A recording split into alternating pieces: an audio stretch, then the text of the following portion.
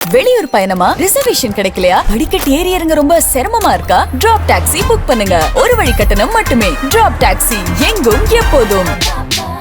வன்முறையை தூண்டும் வகையில் சமூக வலைதளத்தில் பதிவிட்டதாக தாவேக்கு நிர்வாகி ஆதவ் அர்ஜுனா மீது பதியப்பட்ட வழக்கை ரத்து செய்த உயர்நீதிமன்ற உத்தரவை திரும்பப் பெற கோரி சென்னை உயர்நீதிமன்றத்தில் மனு தாக்கல் செய்யப்பட்டுள்ளது.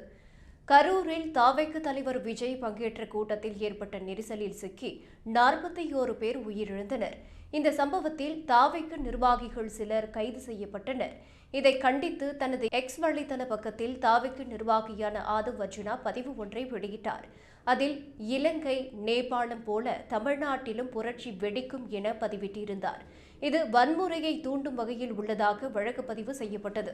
இந்த வழக்கை ரத்து செய்யக்கோரி ஆதவ் அர்ஜுனா தாக்கல் செய்த மனுவை விசாரித்த உயர்நீதிமன்றம் ஆதவ் அர்ஜுனாவின் இந்த பதிவு அரசின் மீதான அதிருப்தியை வெளிப்படுத்தும் வகையிலும் இளைஞர்கள் போராட்டங்களில் ஈடுபடக்கூடும் என எச்சரிக்கும் வகையிலுமே உள்ளது என்றும் வன்முறையையோ அல்லது வெறுப்பையோ தூண்டும் வகையில் இல்லை என்று கூறி அவர் மீதான வழக்கை ரத்து செய்து உத்தரவிட்டது.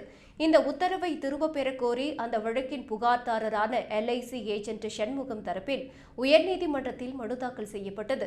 இந்த மனு விசாரணைக்கு உகந்தது தானா என்பது குறித்த விசாரணை நீதிபதி AT ஜெகதீஷ் சந்திரா முன்பாக வந்தது.